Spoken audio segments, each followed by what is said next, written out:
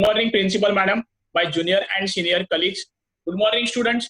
Our today's theme is resume writing and communication skills. Resume is a short, concise document used for job application. The purpose is to provide employers a brief overview of candidates' work history. A resume creates first impression, and we always remember first impression is the last impression. So, how to write a resume is a skill. Today, we have Mr. Chaitanya Joshi, sir, to guide about resume writing and communication skills. Chaitanya Joshi sir has compared more than 2000 shows, interviewed more than 600 politicians and celebrities. He is a transformational speaker, GDCA, MBA finance, specialist in indirect taxes, as well as auditor also. So let's welcome Mr. Chaitanya Joshi sir. Mr. Chaitanya Joshi sir, over to you. Hello everyone. Basically, in India, there is a very small difference in CV writing and resume writing. Resume is only for freshers, while CV is for the person who is having some experience in their field actually. So the meaning of CV is curriculum vitae. If you are knowing all these things, then I request all of you that please take a notebook so that you can write some points which we need to include in our CV writing or resume writing. Okay. I conclude that you are having your notepad with you. Then first of all you know that you can take a template from Microsoft Word. There are many templates available in Microsoft Word, or otherwise you can go to Google Documents where you can find a very much different templates in which you can write your own CV. So starting la we need to mention our name, its full name. आजकाल fashion झाली की फक्त आपलं नाव आणि वडिलांचं नाव लिहायचं, पण तसं करू नका. त्यांनी खूप खराब इम्प्रेशन तुमच्या सीव्हीचं जाऊ शकतं. आपलं जे नॉर्मली आजकाल जी सीव्ही लिहायची स्टाईल आहे, तर तुमचं जे पेपरचं हेडर असतं त्या ठिकाणी वरती तुमचं पूर्ण नाव कॅपिटल मध्ये बोल्ड याच्यामध्ये लिहा.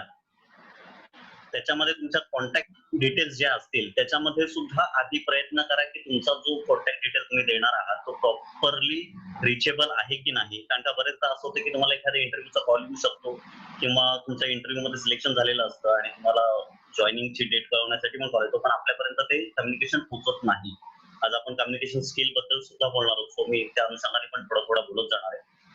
तर त्यामुळे कॉन्टॅक्ट डिटेल असा द्या की जो तुमचा रिचेबल असेल, तुमच्या एरियामध्ये कुठल्या कंपनीचं नेटवर्क आहे प्रॉपरली ते सुद्धा बघा. अदरवाईज आय विल प्रेफर की तुम्ही लँडलाईन तुमचा नंबर त्यांना देऊन ठेवा.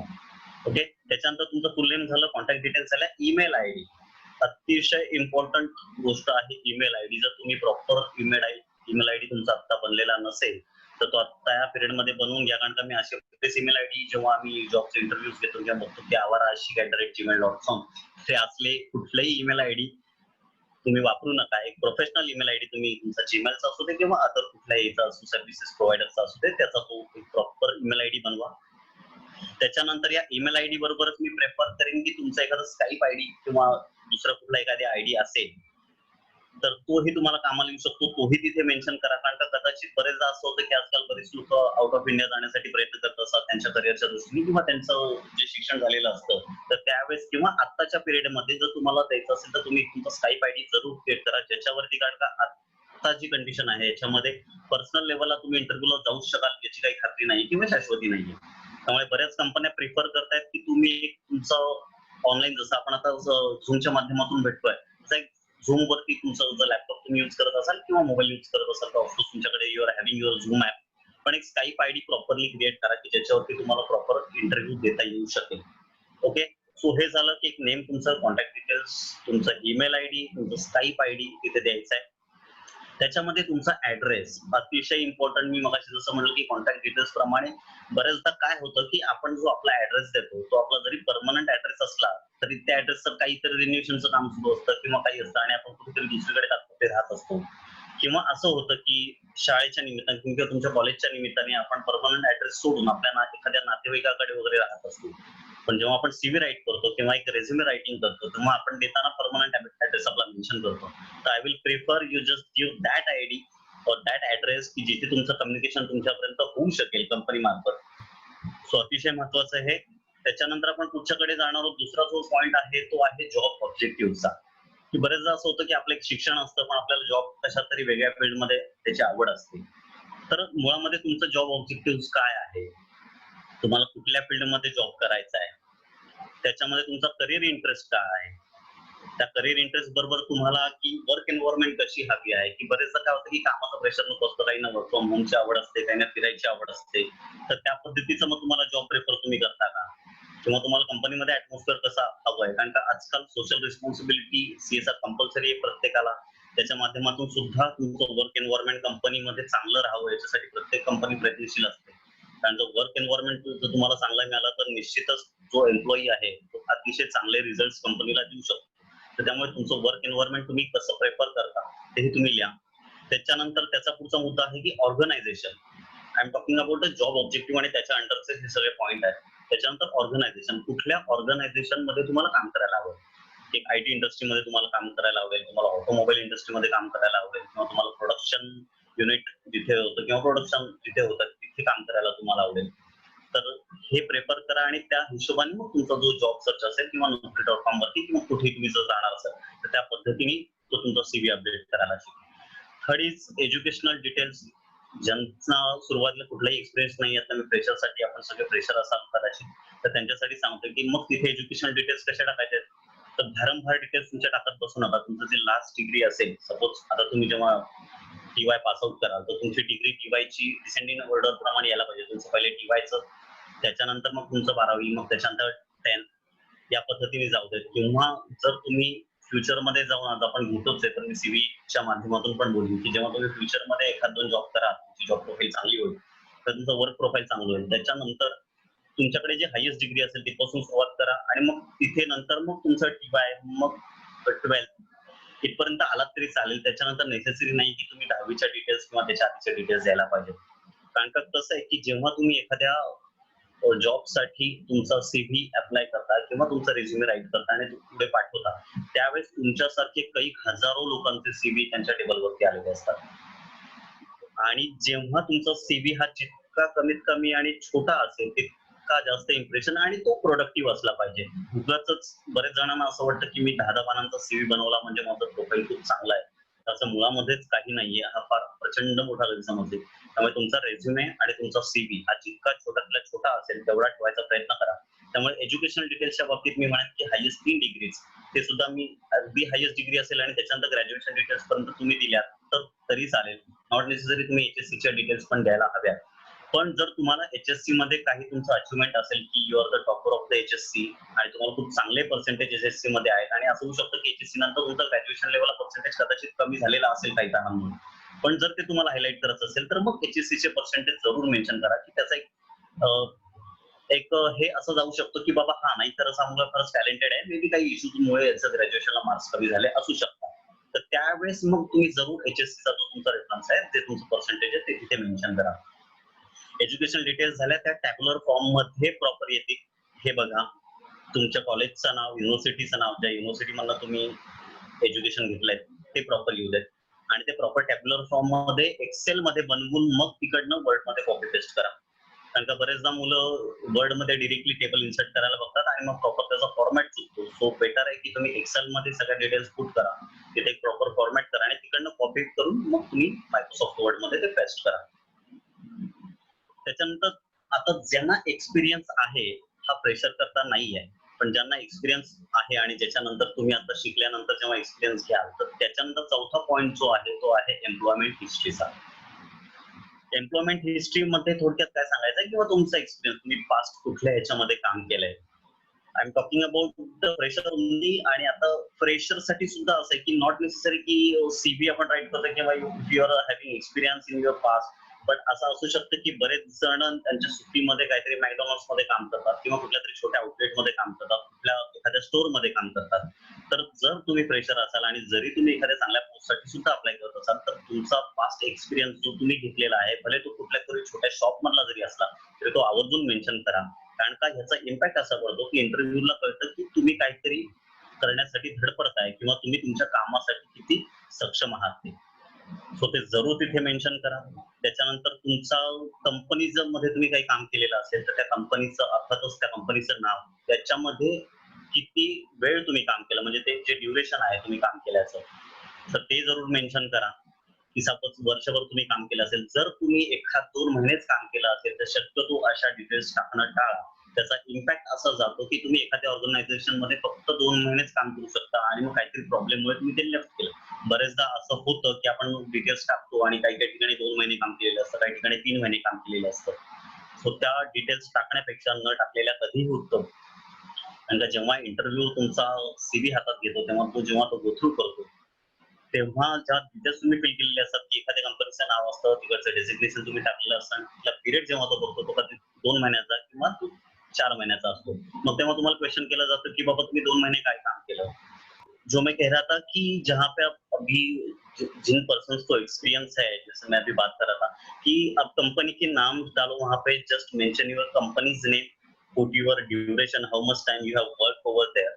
क्योंकि बहुत बार ऐसा होता है कि बहुत सारे बंदे 3-4 जगह पे काम कर चुके हुए होते हैं, लेकिन वहां पे उनका जो ड्यूरेशन ऑफ वर्क रहता है वो बहुत कम रहता है. मानो या 2 या 3 ही महीने उन्होंने कुछ काम किया रहता है. तो ऐसे अगर डिटेल्स हो या if you have work only for 2 or 3 months, then do not put any of your experience in your CV, because it creates a bad impression on interviewer that you are not willing to work in one organization for more than at least 6 months or 1 year. Okay? Then उसके बाद हम लोग जाएंगे employment history के बाद और experience के बाद, वो है आपकी स्पेशल और टेक्निकल स्किल्स. अगर आपके पास if you are trying to get a job in IT industry, then वहां पे आपके पास कोई टेक्निकल स्किल रहेगा. If you know any language, जो भी लैंग्वेजेस रहते हैं, जावा है, ओरेकल है, व्हाटएवर, तो वो वहां पे जरूर मेंशन कीजिएगा. उसके बाद अगर any other language you are having, मतलब आजकल ऐसा ट्रेंड हो गया कि मराठी, हिंदी और इंग्लिश छोड़ के there are many languages that students want to learn, like German, French. So if you are knowing any other language, then also mention it that you are knowing that. और उसकी जो proficiency वो भी वहाँ पे mention कीजिए, क्योंकि बहुत बार आप लिख देते हो कि I am fluent in English, but you are not able to talk that fluently in English. तो उसकी जो आपकी फ्लुएंसी है वो भी वहाँ पे मेंशन कीजिए आप. टेक्निकल स्किल्स के बाद will go to the next point, that is training और सर्टिफिकेशन. अगर आपने कोई भी ट्रेनिंग ली है, जैसे मैंने इनडायरेक्ट टैक्सेस की जो ट्रेनिंग ली है, I am doing specialization in indirect taxation, तो इस तरह से if you are having any proper training और सर्टिफिकेशन लाइक एसएपी और एनी आईटी स्पेसिफिकेशन की, कोई अपने एक लैंग्वेजेस में मास्टर्स की है तो उसकी स्पेसिफिकेशन जो है और उसका सर्टिफिकेशन रहेगा, कौन से इंस्टीट्यूट से आपने किया है, उसका ट्रेनिंग पीरियड क्या था, तो वो भी मेंशन कीजिएगा. उसके बावजूद बहुत बार ऐसा होता है कि कोई कंपनीज आपको हायर करती है, अगर आप फ्रेशर हो तो वो they are providing training to you, all of you. तो वहां पे अगर if you have work experience in any company, then please also mention that for which company you have work, और उसके रिगार्डिंग कोई सर्टिफिकेशन आपको मिला है या आपकी कोई अचीवमेंट वहां पर रहेंगी तो वो भी आप जरूर मेंशन कीजिएगा. उसके बाद will go to the next point, awards and achievement. We'll put these two sections, award at one side and achievement at one side. Award उनके लिए है जो फ्रेशर्स है, और जो हम लोग बात कर रहे हैं रेज्यूमे राइटिंग की. अवार्ड्स अगर उनके करिकुलम एक्टिविटीज में, उनके पास्ट में, उनके स्कूल में या उनके कॉलेज में अगर उनको कुछ अवार्ड्स मिले हैं या कोई स्कॉलरशिप्स मिली है तो वो वहां पे जरूर मेंशन कीजिएगा. It will prove that you are not only you are doing your study but other curricular activities too. तो वहाँ पे वो जरूर मेंशन कीजिएगा. अचीवमेंट्स की अगर हम बात करें तो अचीवमेंट्स रहती है अगर आपने किसी फास्ट कंपनी में काम किया है और वहाँ पे कुछ आपने अचीव किया है, जैसे बहुत सारे टारगेट्स कंपनी हर एक बंदे को देती है, हर एक एम्प्लॉय को देती है, तो वहाँ पे कुछ अगर एक स्पेशलाइजेशन आपने कुछ किया, वहाँ पे कुछ अचीव अलग से अचीव किया है, या best employ of the year या कुछ भी हो, या कोई टारगेट आपने हर एक टाइम पे किया और उसके लिए आप रिकॉग्नाइज किए हो, तो वहां पे वो जरूर मेंशन आप कीजिएगा.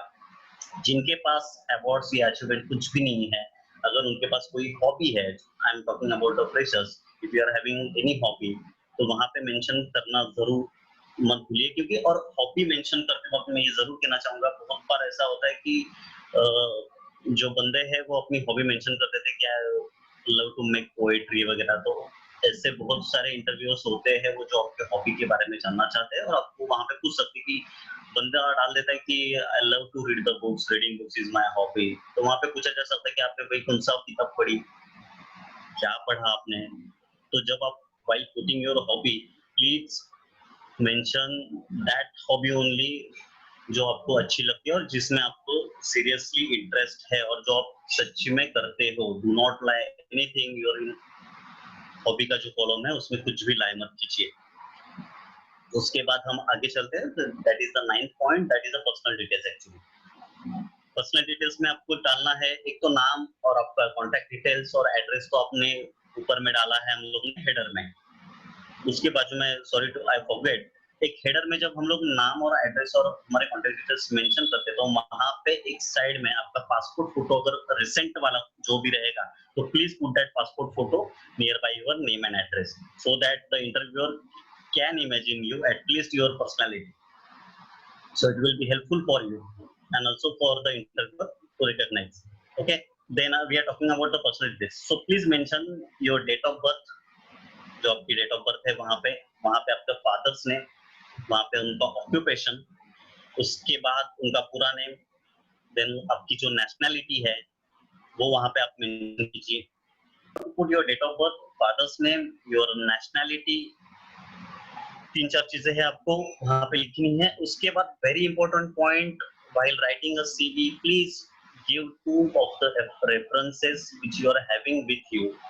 2 रेफरेंस जो आप देंगे उससे एम्प्लॉयर को क्रॉस वेरीफाई करने में मदद हो जाती है। और जो भी रेफरेंस आप दोगे, बहुत बार ऐसा होता है कि बंदे नए नए जॉब ढूंढने के लिए जाते हैं, वहां पे रेफरेंस कॉलम होता है, तो एक बंदा अपने दूसरे दोस्त का नंबर दे देता है, वही बंदा 4 बंदों के बाद जब इंटरव्यू देने जाता है तो उसी बंदे ने पहले वाले बंदे का नंबर दिया हुआ रहता है।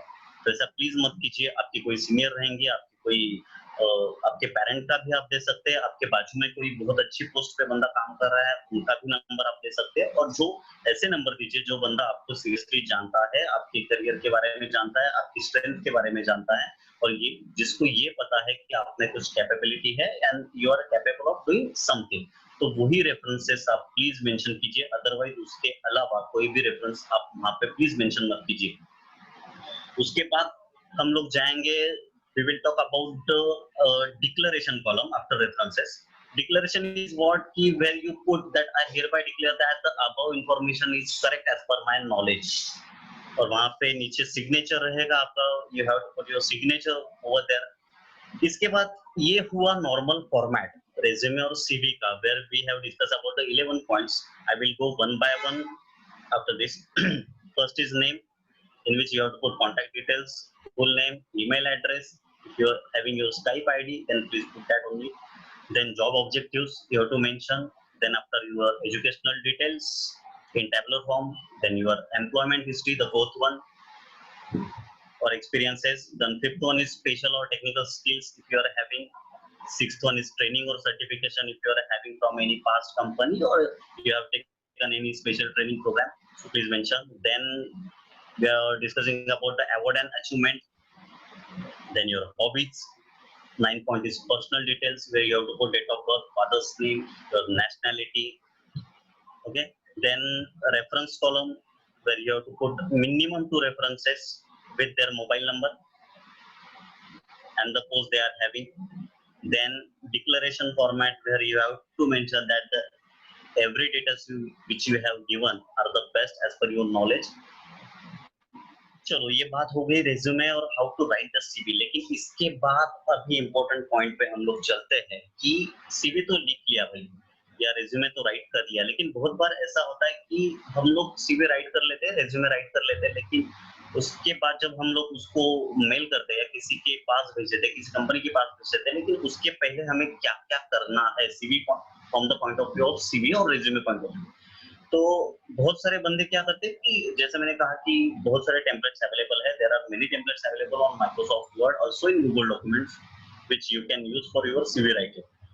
लेकिन बंदे यही सुनते हैं कि सर ने बताया कि बहुत सारे टेम्पलेट्स है, वहां से टेम्पलेट उठाते हैं, डायरेक्टली कॉपी पेस्ट मारते हैं, गूगल पे जाके कुछ सर्च करते हैं, जैसे जैसे डिस्क्रिप्शन रहेगा वहां से कॉपी पेस्ट करते हैं, बंदे डाल देते हैं। So before sending your CV, you need to consider some points which we will go through right now, so that it will be easier for you to get a job easily। So first is font check। The very important thing which you have to do is your font check। जैसे मैंने कहा कि आप किसी भी बंदे का, आपके दोस्त का CV उठा लेते हो, उससे मंगा लेते हो कि भाई मुझे एक सॉफ्ट कॉपी भेज दो, और वो सॉफ्ट कॉपी बंदा भेजता है और वहां से आप डायरेक्टली ये उठाते हो, डेटा उठाते हो, आपके CV में डाल देते हो। लेकिन that time you miss that उसने जो फॉन्ट यूज किया है, it's not necessary the font you are using. You need to check that font which is matching your with your CV or not. तो font check करना मत भूलिए. जैसे आपका CV राइट होता है तो कंट्रोल एक ही चीज सिलेक्ट आउट करके आपका जो फॉन्ट है, जो फॉन्ट की साइज है, तो एटलीस्ट 10 या 12 के बीच में ही रखिए. बहुत सारे बंदे बहुत ज्यादा साइज उसकी रख देते हैं, which creates a bad impression on interviewer. So उसकी जो फॉन्ट की साइज होनी चाहिए वो 10 to 12 के बीच में ही होनी चाहिए. फिर उसके बाद हम जाएंगे कि जो आपकी स्टाइल रहती है सीवी की, तो डू नॉट यूज इटैलिक और डिफरेंट स्टाइल की. बहुत सारे बंदे देखते कि थोड़ा अट्रैक्टिव लग रहा है, तो वहां पे जो इंटरव्यूअर बैठा हुआ है वो आपका सीवी कितना अट्रैक्टिव है ये देखने के लिए नहीं बैठा है.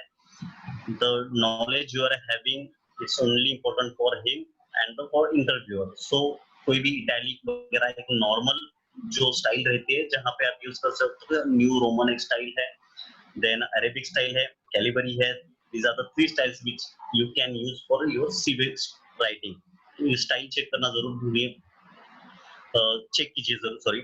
उसके बाद आते हैं, एक फॉन्ट चेक हो गया, हमारी सीवी की स्टाइल भी करेक्ट हो गई. अब उसके बाद जो इम्पोर्टेंट पॉइंट है वो है स्पेलिंग चेक का.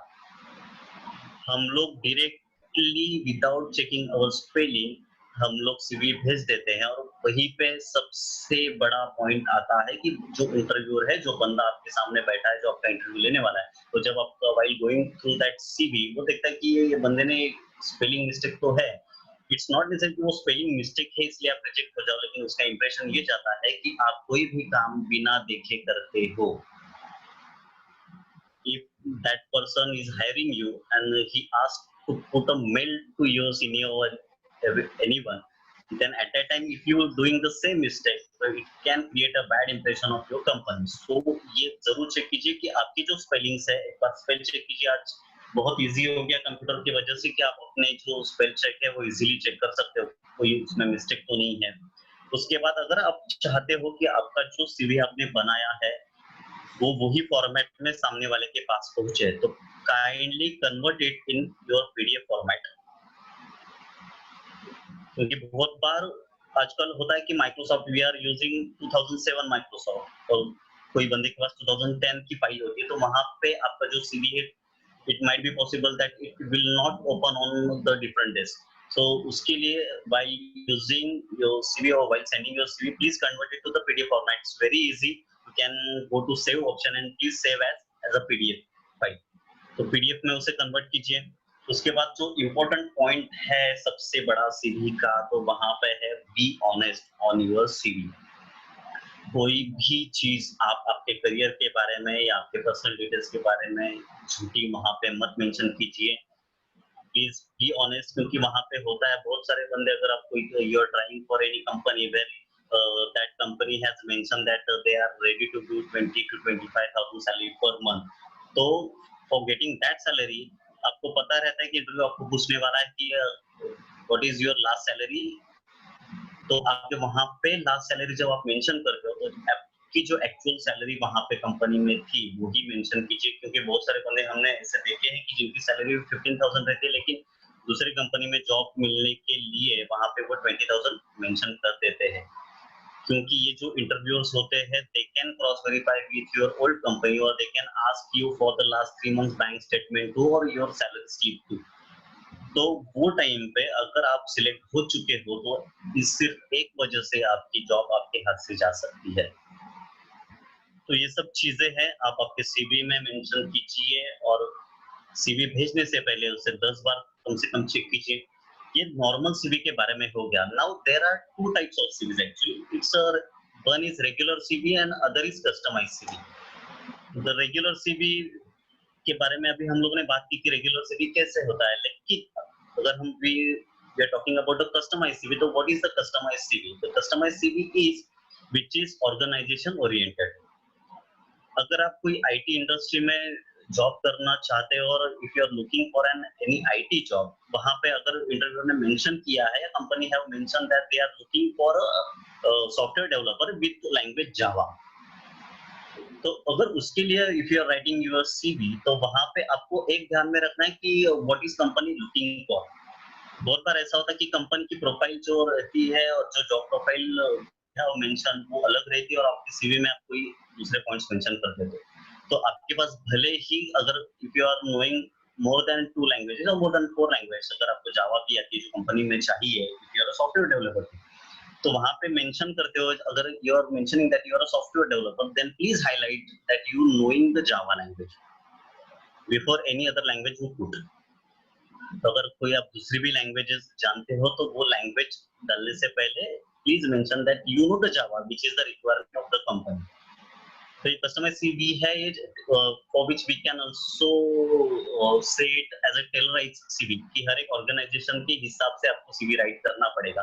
और जो बाकी की बेसिक चीजें हैं वहां पे तो हमने जो मेंशन की वो तो सब में फॉलो होगी, लेकिन अगर आपको कोई भी ऑर्गेनाइजेशन पॉइंट ऑफ व्यू से सीवी राइट करना है तो वो ऑर्गेनाइजेशन आपसे क्या चाहती है और आपका जो वर्क प्रोफाइल आप करने वाले हो तो वो क्या रहेगा, उसी हिसाब से आप आपका एक्सपीरियंस और जो भी सीवी के जो पॉइंट्स है, मेनली जो सीवी में इंपॉर्टेंट पॉइंट्स रहेंगे जहाँ पे आपको चेंजेस करने पड़ेंगे वो तो है आपकी एम्प्लॉयमेंट हिस्ट्री और आपका जो एक्सपीरियंस रहेगा वो वहां पे आपको थोड़ा चेंजेस करने पड़ेंगे कि जो आपकी वर्क प्रोफाइल है उससे जो जहाँ पे आप जॉब के लिए अप्लाई करने वाले हो नेक्स्ट कंपनी में, जो वहाँ की वर्क प्रोफाइल आप चूज करने वाले हो तो उस प्रोफाइल को मैच करने वाली प्रोफाइल का कुछ अगर आपने काम किया है पिछली कंपनी में तो वो सबसे पहले हाईलाइट कीजिए। तो सामने वाले इंटरव्यू को पता चलेगा कि ये बंदे ने इससे पहले भी जो हमारी वर्क प्रोफाइल है उस पर काम कर चुका है।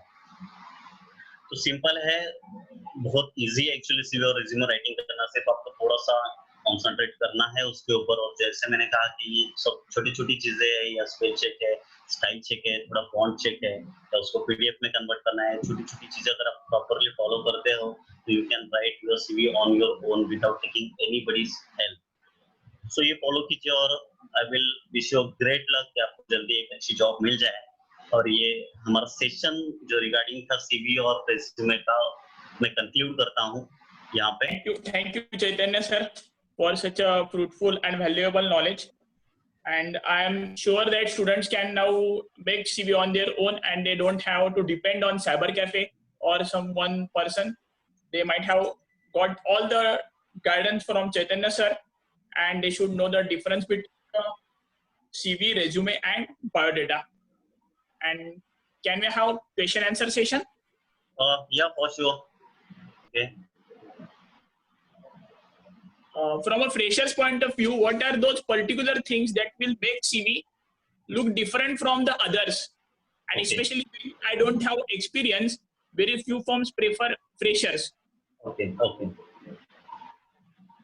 जैसे मैंने स्टार्टिंग में ही कहा है कि जो बंदा अभी फिलहाल हम जिनसे बात कर रहे हैं all of them are the freshers, they are looking for their job. तो वहां पे मैंने जो मेंशन किया है कि अगर आपके पास अभी फिलहाल समय है जहाँ पे we are staying in a lockdown period, तो अगर कोई बंदा फ्रेशर है लेकिन he is looking for a good job, then the industry which for which he is looking और for the work profile for which he is looking, तो उसके हिसाब से उसको भी प्रिपरेशन करनी पड़ेगी। जैसे मैंने कहा कि the a person is looking a job in a IT industry, तो अभी टाइम है कि बहुत देयर आर मेनी इंस्टीट्यूट्स कि जहाँ पे वो कोई अच्छी लैंग्वेज सीख सकता है बाहर जाके, या उसका एक यूटिलाइजेशन कर सकता है कि जो नॉर्मल रेज्यूमे मतलब क्वालिफिकेशन सबके पास रहती है। अगर आपने टीवाई पास आउट किया तो सेम क्वालिफिकेशन सबके पास रहेगी, सबने वही किया है, वही साल में किया है। लेकिन ये जो डिफरेंस है, अगर वहां पे वो बंदा कुछ अलग से सीखता है या कोई अलग लैंग्वेज भी सीखता है तो it makes a difference for that person कि from the point of view of interviewer कि ये बंदा कुछ तो अलग है और इस बंदे में कुछ करने की अलग सोच है। तो he is not wasting his time. जैसे आपने कल आई थिंक टाइम मैनेजमेंट के ऊपर सर ने कहा है, तो जो टाइम मैनेजमेंट है that is the thing only कि how you can utilise your time right now. और अगर आप जॉब एक अच्छी जॉब पाना चाहते हो तो उसके लिए आपको जो भी चाहिए वो पहले से आपके पास हो तो that would be better. So I think it will make a difference कि अगर आपके पास जो अगर एक्स्ट्रा करिकुलर एक्टिविटीज की जो स्किल्स रहेंगे वो अगर आपके पास रहेंगे तो it will make a difference. अच्छा कम्युनिकेशन स्किल, मराठी पण बरीच आहे सो मराठी पण बोलून काही प्रॉब्लेम नाही। सो बेसिकली कम्युनिकेशन स्किल म्हणजे काय आपल्याला माहिती आहे संवाद कौशल्य, किंवा आपण जे बघतो की आज बरेच जणांना आवडतं की बाबा तुम्ही चार चौघांमध्ये बोलत असता, पण जेव्हा तुम्हाला स्टेजवरती जायला सांगितलं जातं तेव्हा तुम्ही बोलू शकत नाही माणसांसमोर, ते काहीतरी स्टेज फिअर असतं आणि काहीतरी असतं। पण कम्युनिकेशन स्किल म्हणजे काय तर we are not talking about types of communication, मतलब formal communication और verbal communication, normal verbal communication. जो हमारे डे टू डे लाइफ में जो कम्युनिकेशन स्किल है वो कैसे डेवलप कर सकते हैं उसके बारे में हम थोड़ा ना प्रैक्टिकली बात करेंगे. नॉट नेसेसरी कि थियोरेटिकल नॉलेज आपको ना गूगल पे या किसी भी यूट्यूब चैनल को देख के मिल जाएगा या कोई भी बुक्स आप पढ़ लोगे what is the communication skill, या जैसे जैसे आप आगे जाओगे टीवाई की तरफ तो बहुत सारे सब even we are having a proper subject communication skill में, तो वहां पे आपको जो थियोरेटिकल नॉलेज है मिल जाएगा. आपके साथ मैं चाहूंगा अर्षद सर ये थोड़ा इंटरैक्ट कम्युनिकेशन हो जाए या वीडियोस आ जाए सामने मेरे, तो मैं कुछ इंटरैक्ट करना चाहूंगा स्टूडेंट से क्योंकि it's a very vast subject. और मैं पूछना चाहूंगा स्टूडेंट्स को कि अभी ऐसा हुआ है कि बहुत बार ऐसा होता है कि कोई पर्सन है जो हमें जब हम उनसे बात करते हैं तो हमें बहुत इरिटेट होता है किंवा एखादी व्यक्ती आपल्या आयुष्यात असते की बाबा जिच्याशी आपलं कधी काही वाजलेलं नसतं, जिसके साथ हमारा कुछ भी झगड़ा नहीं होता है, we don't have anything with that person, लेकिन फिर भी ऐसा होता है की ती व्यक्ती आपल्याशी बोलायला लागली की अरे यार नको ही व्यक्ती कशाला आली आता, आपलं असं थोडंसं होतं. असं कधी झालंय तुमच्या बाबतीत? निश्चित झालं असेल. मग असं का होतं? म्हणजे ती व्यक्ती कदाचित चांगली असते, स्वभावाला पण चांगली असते, पण ती व्यक्ती तुमच्यापर्यंत पोहोचत नाही कारण का तुमचं लक्ष ती अट्रॅक्ट करून घेऊ शकत नाही. इट मीन्स दॅट की त्या व्यक्तीचं कम्युनिकेशन स्किल खराब आहे. किती जणांना आजकाल वाटतं की बाबा आपलं कम्युनिकेशन चांगलं व्हावं आणि फक्त वाटतं आणि त्याच्याकरता किती जण आता प्रयत्न करत आहेत आपले जे स्टुडंट्स आहेत. इतने यहाँ से कितने सारे स्टूडेंट्स ऐसे कि जो चाहते कि how to improve the communication और कैसे कम्युनिकेशन को इम्प्रूव किया जा सकता है क्योंकि this is the only thing. आपके पास बाकी सब कुछ हो, टाइम मैनेजमेंट आपने बहुत अच्छा कर लिया, आपने बहुत अच्छी पर्सनालिटी बना ली, आपने बाकी कुछ कर लिया, आपके पास पूरा एजुकेशनल क्वालिफिकेशन भरा पड़ा है, आपके पास बहुत एक्सपीरियंस है, ये सब होने के बावजूद भी आप पीछे रह सकते हो और एक नॉर्मल बंदा आपको छोड़ के आगे निकल सकता है. That is the only thing he is having, that is a good communication skill, nothing else. क्योंकि क्या होता है ना की बहुत बार हम लोग ना खुद को प्रेझेंट ही नाही कर पाते की आपल्याला येत सगळं असतं, चार चौघांमध्ये आपण काहीतरी बोलत असतो, पण त्या चार चौघांमध्ये बोलताना आपले पॉइंट ऑफ व्ह्यू आपल्याला मांडता येतच नाही. जसं मी मगाशी उदाहरण दिलं की एखादी व्यक्ती आपल्याला नाही आवडत की तिचं आवाज पण आपल्याला सहन होत नाही की या अदरवाइज हम लोग को इरिटेट हो जाता है कि या बंदे से ये बात नहीं करनी है मुझे, छोड़ो यार बहुत दिमाग में जा रहा है बंदा. तो इट मीन्स है कि उस बंदे का कम्युनिकेशन अच्छा नहीं है. तो क्यों नहीं है? क्योंकि उस बंदे को ये नहीं पता है कि भाई मेरा मूड अभी कैसा है. जिस बंदे से आप बात कर रहे हो, सामने वाले से आप जब भी बात करते हो तो basic point for communication skill to understand the other persons. जर तुम्ही समोरच्याचं मन कसं आहे ते ओळखायला नाही शिकले किंवा बाबा समोरच्याची आता परिस्थिती कसं आहे की असं होतं बरेचदा की आपण एखादा माणूस प्रचंड रागामध्ये असतो, प्रचंड चिडलेला असतो आणि त्यावेळेस मध्ये आपलं एखादं काहीतरी काम असतं आणि आपण पटकन जाऊन त्याकडे बोलतो की बाबा असं असं करायचं आणि असं असं आपण करूयात. तर त्यावेळेस त्या माणसाच्या याच्यामध्ये काहीतरी वेगळं चाललेलं असतं की अरे यार माझ्या मी ऑलरेडी टेन्शनमध्ये आणि हा येऊन मला काय सांग.